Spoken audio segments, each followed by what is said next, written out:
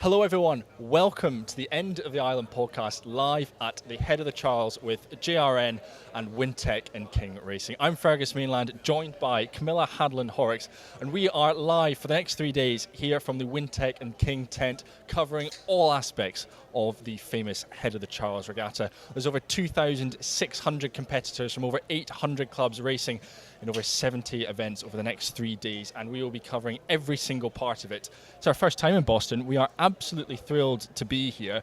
Camilla, we've had a couple of days here already, just settling into Boston life. What have you enjoyed so far about it? I think for me, this has been a real adding pictures to all the stories that I've been told about Boston and about Head of the Charles for a number of years now, and everything that was pitched to me about Boston in the fall, the autumnal vibes, the fall colours, the beautiful weather is just making this pitch perfect. And I think highlight for me, being in and around Cambridge, seeing Harvard University, downtown Boston as well. What a cool and cultural place to be. Absolutely loving it. I know, it's been wicked. We've ticked off a few places. We've got a few bagel recommendations. Mike's Pastries as well. We ticked off. So Top cannoli. Top cannolis at Mike's. We're hitting off all the spots. But we also had a real treat actually on yesterday morning. We were able to go out with Harvard Radcliffe, and it really helped us actually just visualise the course. Starting off with the BU Bridge, then down the Powerhouse stretch, through the infamous Weeks Bridges, Anderson, Elliott, of course, and just getting to grips with this wonderful course, because there's so much history and a real festival of rowing atmosphere all the way down this Charles course, isn't there?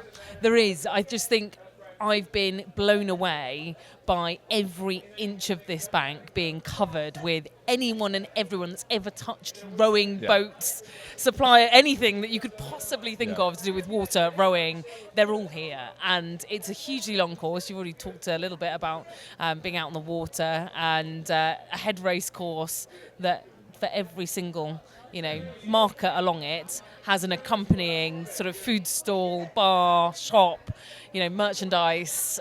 It feels like a real festival, and it's been awesome. Yeah, it's been so good. So we'll be, over the next 3 days or so, we'll be running through all of the action. We'll be taking you through some of the results as well, but we've got interviews galore with rowers, with Olympians, from people from the rowing world across the course.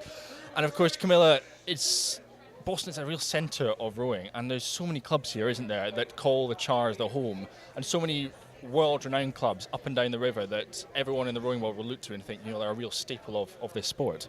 Yeah, I think this is, as much as, we come from London, where the Tideway is that sort of linchpin of a lot of the clubs that you know and have all that history. Similarly here, in Boston and along the Charles, it's home for so many. You've got MIT right up, near the start of the course. You come down, you've got the BU Boathouse, you've got Riverside, then coming all the way through.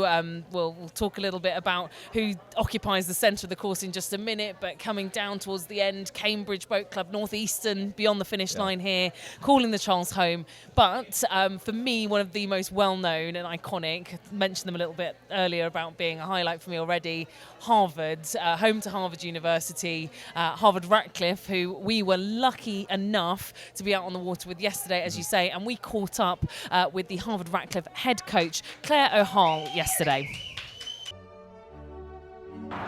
It's been great. I think definitely year 2 has been awesome in terms of starting off just, one, knowing the team, knowing the equipment we have, having just clear expectations for the team, and they're, able to understand, meet, and rise above those expectations was just pretty fun. It's been an awesome lead up. I'm really excited to see what the team can do, because I just feel like we've done everything we possibly can to set them up for success, and they have continued to just have fun with the training we're doing and learn each day. But then the other cool thing is just the margins from boat to boat are continuing to sort of decrease as that top boat gets faster. So to me, that's the exciting thing, is the whole squad is getting better. So that's exciting for us. Yeah, we do have a young squad. We've sort of grown that younger group a bit. So our first years this year and our sophomores. But we have some really good leadership too from our upperclassmen, which I think is really special. And I think that's just allowed the progress of the team to accelerate that much faster. But I think, some of the positives with that, with having some younger, strong gals up in those top boats on the team is really like, they're kind of moldable. They're like a ball of clay, and what's cool is they're really excited about learning. I think what's really cool about this group is there's not a heck of a lot of ego. People are really dedicated to improving themselves for those around them, which I think is a special thing and like a big step forward for us.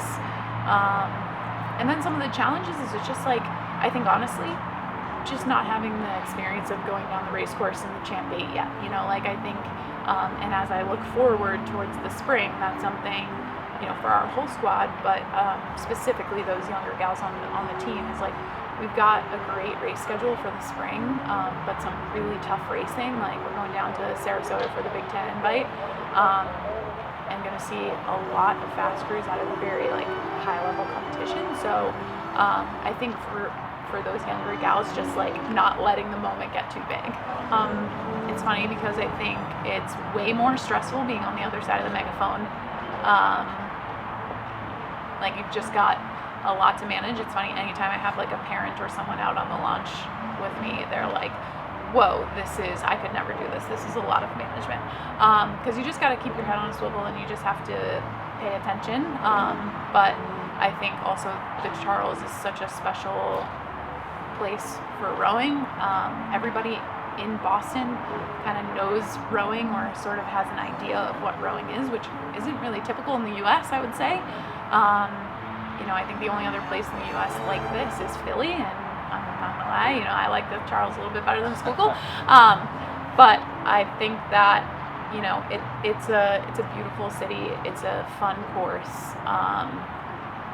It's a great place to row, and like I think at the pinnacle of that is Harvard. So I think when you think of rowing on the Charles, you think of Harvard, and I think we're lucky to be a part of that. So a huge thanks to Claire O'Hall for speaking to us yesterday. It was a real pleasure to be out on the river following the Varsity 8 for their final couple of sessions ahead of racing this weekend. And we're of course wishing Radcliffe all the very best of luck racing in Championship 8s, in their Lightweight 8s and in the Club 8s as well. Now, of course, it's day one. We have had some racing here at the head of the Charles Regatta. And just to run you through a couple of the results, we'll kick off with the first of them from today's racing. The first race was the men's senior veteran, grand veteran single sculls for 70 plus, 80 plus and 90 plus. And that event was won by James Crawford of Evergreen. It was also a particularly good day for Cambridge Boat Club for the home cruise, with a win for Molly Watkins in the Women's Grand Masters veteran single. And a Cambridge Boat Club 1-2 in the Women's Grandmaster double sculls as well. So congratulations to those winners there. And there's plenty of racing still to come this weekend. We've got 2 days of packed racing. Today, Camilla, was very much just a little taster of what's to come. But what are you most looking forward to on tomorrow's roster of racing? Well, we talked about it a little bit in the lead-up podcast. On the End of the Island is Championship Singles, was one of my events personally of the whole of the regatta weekend. Looking forward to both the Championship Men's Single, where we've got a sort of Irish cluster going with Phil Doyle leading the charge out of the blocks for that, alongside other international talent, Jonas Juhl from the Norwegian quad. I think, plenty to look forward to there. The Women's Championship Single, we've got the likes of Cara Cola going. We've also got Michelle Sexer in that championship event, as well as Imogen Grant, fresh from winning a gold at the Olympic Games for Great Britain in the lightweight women's double scull. So, plenty of talent there. I know, it's the sort of thing you can just sit here and list off Olympians, of course. Michelle's back defending her title from last year. Emma Twiggs in the mix as well.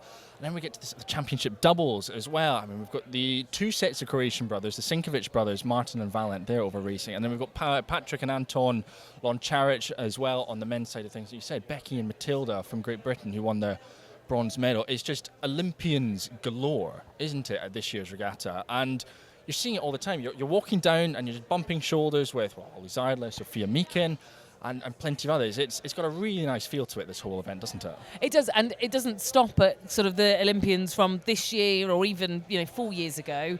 We're also seeing people who raced at the Olympic Games 20 years ago, 25 years ago. Again, it was great yesterday, Ferg. We bumped into the sort of great eight from the GB women of years gone by, with Catherine Granger, Kath Bishop, Gillian Lindsay, all representing in that crew. Similarly, we bumped into Matt Britton today, who's part of that sort of British veteran squad that's travelled over, and they were saying they've been coming here for the last 10 or so years to get great competition on the Charles. So it's not just names from this decade that we're seeing, it's Olympians from all years and all countries that are coming to Boston. Yeah, absolutely. And I think one event that we're both really excited to see tomorrow is going to be Alumni 8s. It's a huge event on the men's side of things and the women's side of things. And our old universities, Durham and Newcastle, 1877 for Durham and Blue Star Club for Newcastle, they're both over and racing. But they're going up against some incredibly fierce competition. As we said, Olympic year, it'll be sort of a theme running through. We're talking about lots of Olympians, but they're all back racing for their respective universities. And you look down the list of athletes taking part on the men's side, the women's side, it's just name after name. The talent in these alumni rosters is incredible, isn't it? It is sensational, like absolutely star-studded, and lots of them, just chatting, are doing trials, 5Ks to get into the boat, to row alongside some of the guys that have been at the Olympic Games this summer. So that has been amazing to see how that's filtered out. On the women's side, seen plenty of names from the US women's national team that are racing, some from around the world as well. Tabia Schenderkill, who was in the German women's quad that got that bronze medal, she's in the Washington Alumni 8, so there's plenty on that side. And then on the men's side, Harvard going off bow number 1 on Saturday tomorrow. Some big names in that, Liam Corrigan, Dave Ambler, but they've got a few big hitters chasing them down. Well, they do, particularly in bow number 2. It is the University of Washington alumni crew, and on board is a couple of Dutch Olympians, Simone van Dorp and Gert-Jan van Duren, and I caught up with them earlier on today to hear all about their preparation for the event this weekend. Well, I'm delighted to be joined at the end of the island at the head of the Charles by a couple of Dutch Olympians. To my left, we've got Simon van Dorp and Gert-Jan van Duren. Gentlemen, pleasure to have you with us for our first show here at the head of the Charles. You're both involved with the Washington Alumni 8, of course, racing tomorrow. How's Boston been for the two of you so far? Yeah, I would say it's real nice. The weather's amazing. It's nice fall. It looks great, yeah, and it's good to be back. Yeah. Yeah, agreed. It's been nice. We both flew in yesterday, so we haven't had a chance to see too much. But we're rowing later this afternoon, and I'm excited to see the water. And it's been great walking around here. Yeah. It's always such a good event. So it's been good. Yeah. And for the two of you, what's it like to be back amongst the Washington Huskies and racing for them this weekend? I mean, I imagine you've got some pretty special memories from your time out in Seattle.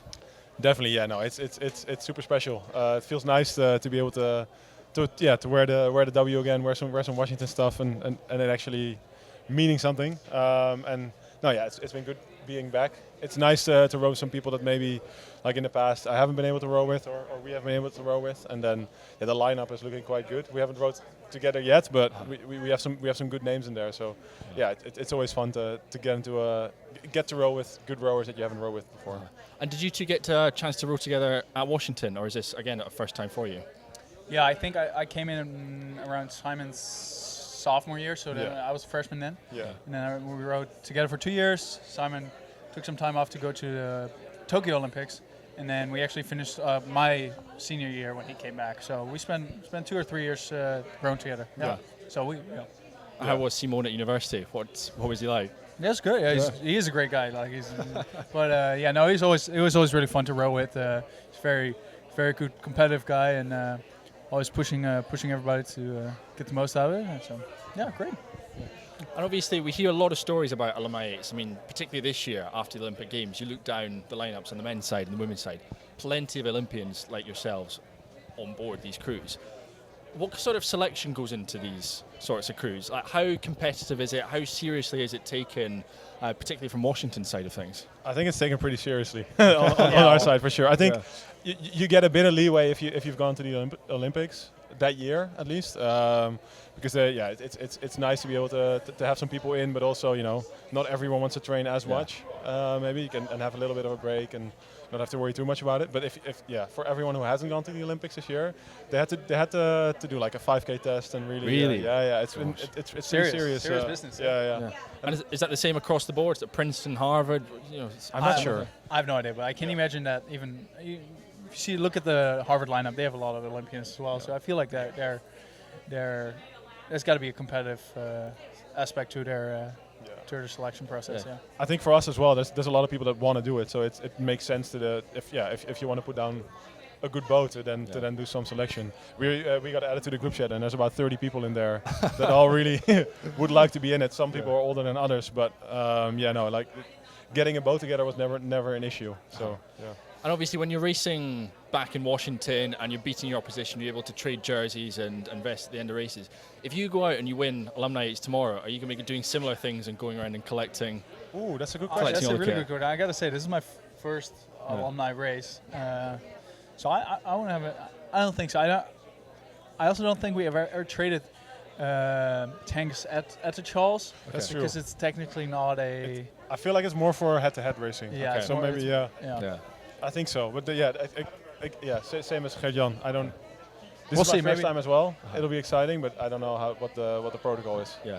But I imagine going up against Harvard, Dartmouth, Princeton, all your old rivals from college. You're here to win, aren't you? You're here to. Oh, to absolutely. Come on.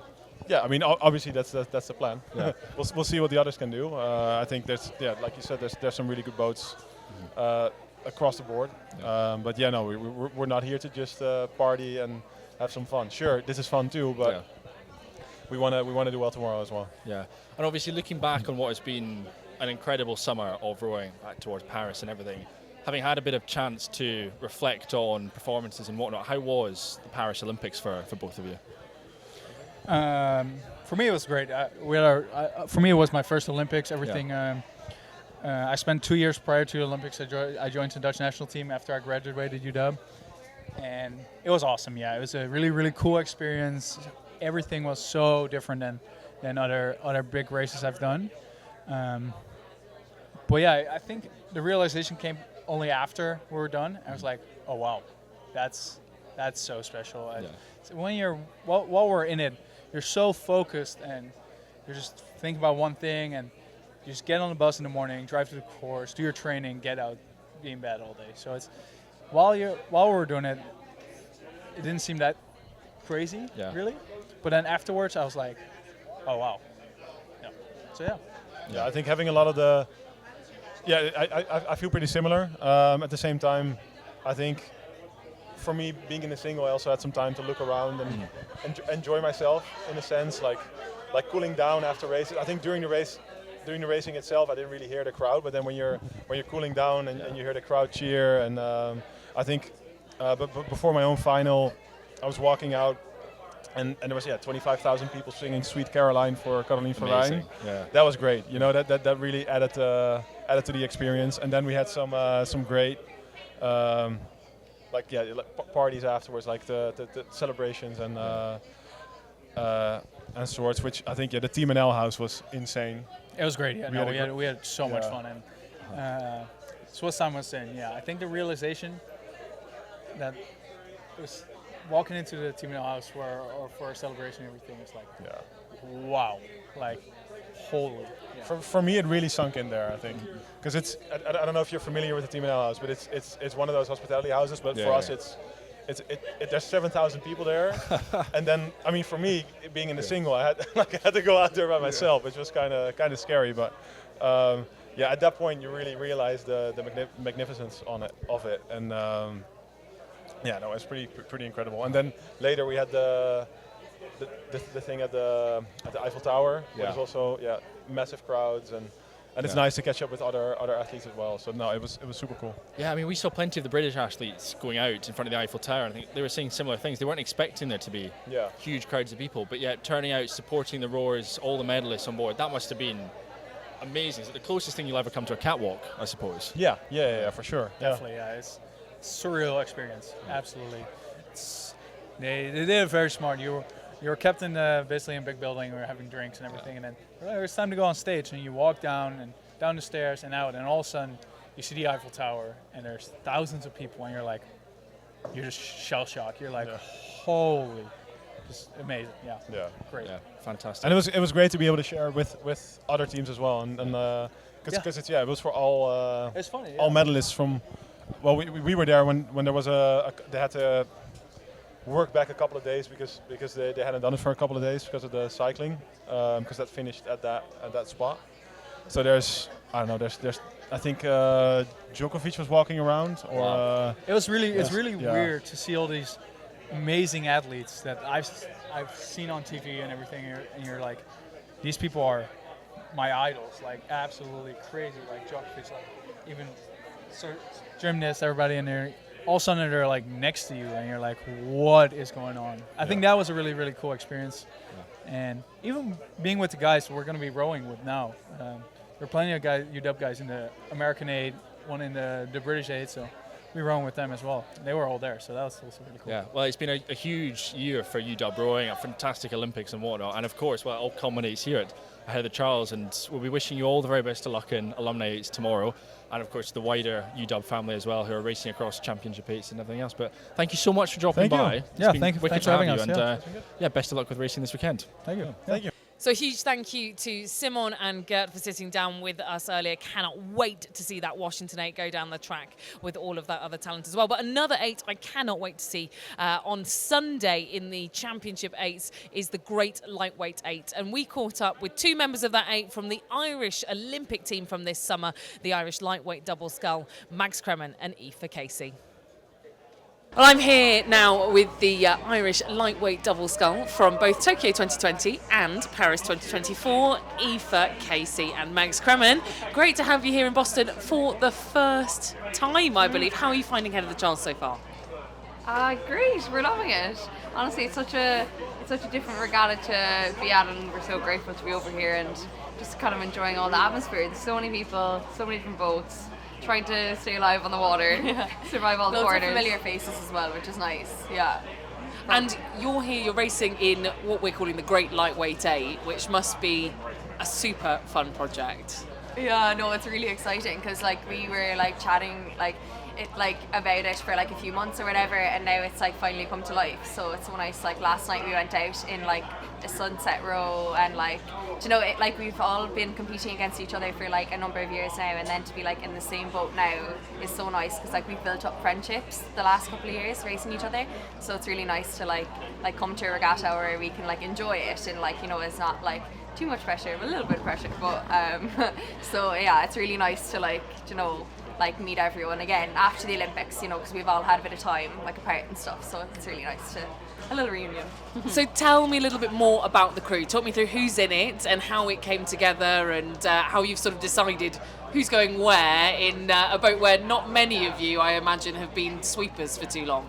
Yeah, no, we're definitely all mainly scullers. So it was Michelle's kind of the driving force behind it. She started the group chat, we saw who wanted to come, and then it's just kind of like we worked out who's stroke side, who's bow side. I was trying to figure out what starboard and port is. I was like, I'm so confused right now. And then the way it worked out was just the lineup. We got Imogen stroking because she's a good old stroke. No-brainer. Yeah. And the rest was just kind of filed in. Fell into place, yeah. Amazing. And you guys, as we've just said, were at the Olympic Games over the summer in Paris.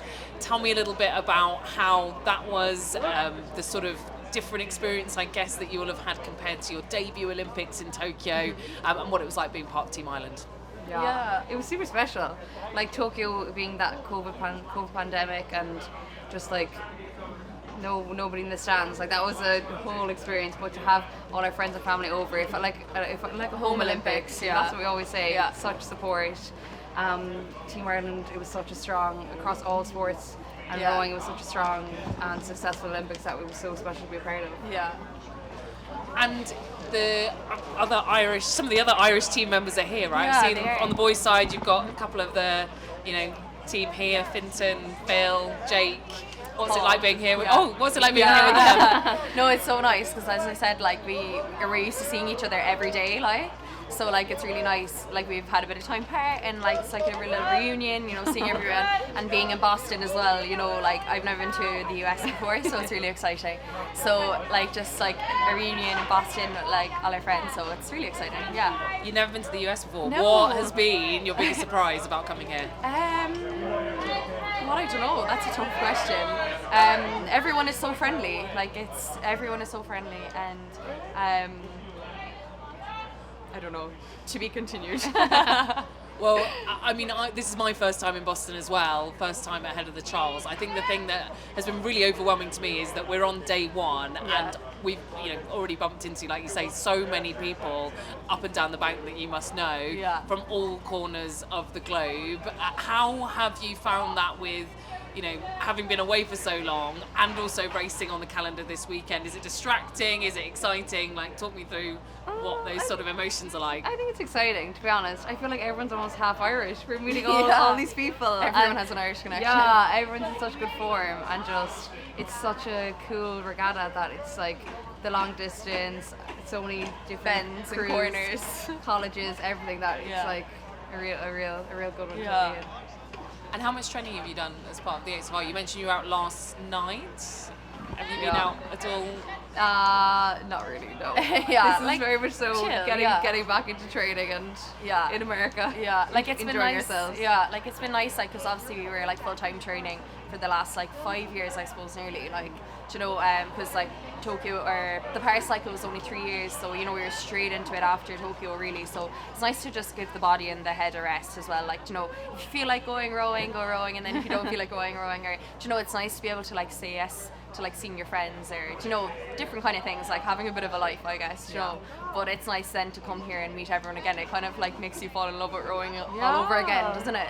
We can be back. Yeah. And it has really treated us in terms of this is like the picturesque Boston that everyone described to me. Certainly, I'm sure it's the same for you guys. Yeah. Just, I guess, a little bit of a wrap up on what's been going on for the last few months with both of you. I'm guessing from what you're saying, not very much rowing, but any highlights from the sort of post-Paris few months that we've had? Oh, I started a master's, so I moved to London. That's my big news. So that's super fun as well. Rowing with the University of London, so that's a really good boat club. I'm just enjoying like my college rowing experience a few years later. But anyway. Yeah, and I'm back to college as well, so I'm finishing my undergraduate. So it's taken me a while to do that, but no, I'm happy to be back in college. And it's really nice to like have something to like fall back into after the Olympics, because you're like, who am I now? Do you know, that kind of way. So it's nice to just like focus on something else, and as I said, like spend time with like family and friends and stuff that like friendships and stuff that you haven't been able to like I suppose like give so much time to when you're a full-time athlete. It's nice like having energy like to give to your social battery, so yeah, it's been really nice. Have you found that's been a shared experience with a lot of the other girls in the crew that have come back after that bit of a break, that they've had similar experiences with spending time with friends, family, catching up with them, seeing what they've been up to as well? Yeah, I think you kind of forget, like, when you're training twice a day, just like that rowing bubble that you're in, and especially when it's Olympic year, everything, you want to do everything right, so it's kind of nice just to relax and I've been in like holiday mode, honestly, for the past like 2 months, so you need to get back to reality a small bit, but I think everyone's kind of enjoying themselves and so well deserved, Yeah, This is one big rowing holiday as well, though, right? Yeah, so the holiday continues. Aoife, I'm surprised you didn't mention Taylor Swift as one of your highlights. I have it on good authority that you were also at the Eras Tour in London over the summer. Went and it was so good, amazing, So that was my first like proper concert. I feel like, yeah, jeez, the best one to go to. I feel so. I think you're never going to top that. I know. So that's it. One and done. That's me surely. retired. Yeah, good to go now. Just listen to Taylor on repeat. Well, guys, it's been amazing to have you both. We cannot wait to watch you guys race on Sunday in the Championship 8s category with the rest of your crew who have come from all over Romania, France, the USA, GB, everyone, the Canadians, so many of you. We'll be watching out for you. But a big thank you for coming on the pod, and great to hear from you both. Great. Thank you for having us. Thank you. Wonderful to hear from Mags and Aoife there, all about the great lightweight 8 that we're racing this weekend. And we're really excited to see that women's 8 go up against the very best that US collegiate rowing has to offer, as well as a Great Britain 8 that will be racing under Leander Club as well. That's all from day 1 of this festival of rowing. We will be back tomorrow for day 2 of the End of the Island podcast here at the Head of the Charles Regatta.